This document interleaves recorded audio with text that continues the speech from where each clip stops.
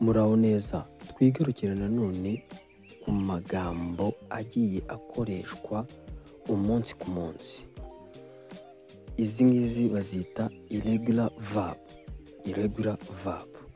Aya magambo niyo akunda kugaruka cyane. Reka dutangire.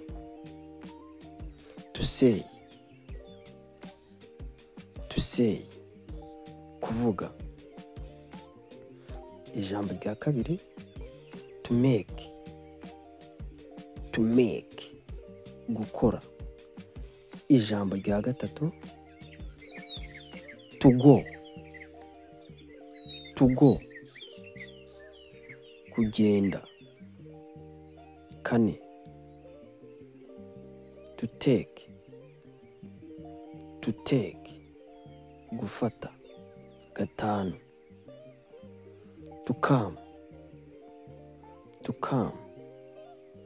kuza. Gatandatu, to see, kubona. Karindwi, to know,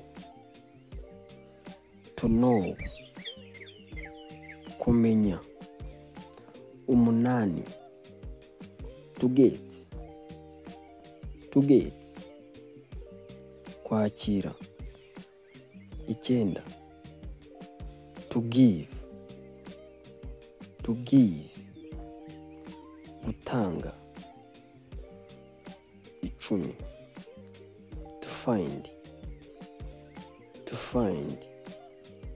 cyangwa found, gushaka. 11, to think,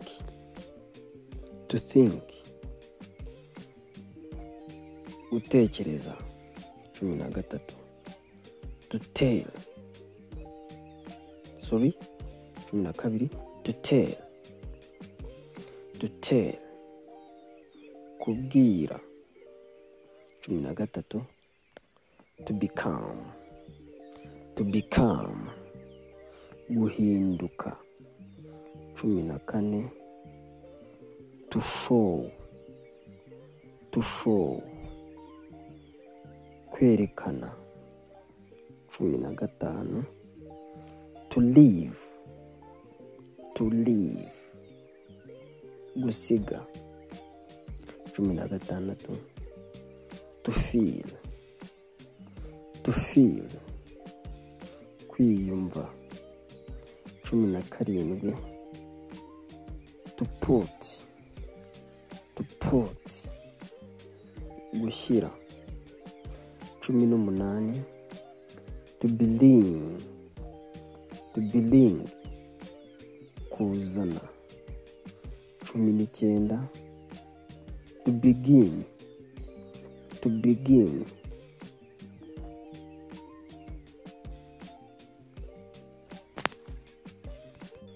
handitse nabi ariko ni ugutangira.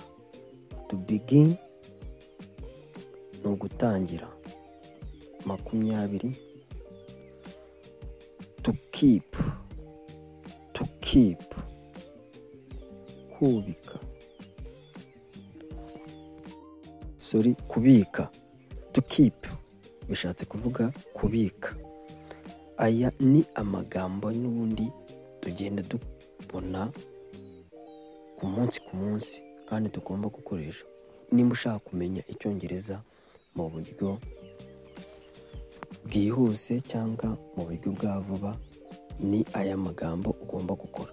Icyo nagusaba ni gukora follow, ukazaza ugenda unkurikirana, nkazagenda nguhereza amagambo y'ubwenge wagenda ukoresha. Yaba kuri Instagram, ndari, TikTok, YouTube and so. Tuzasubira ubutaha.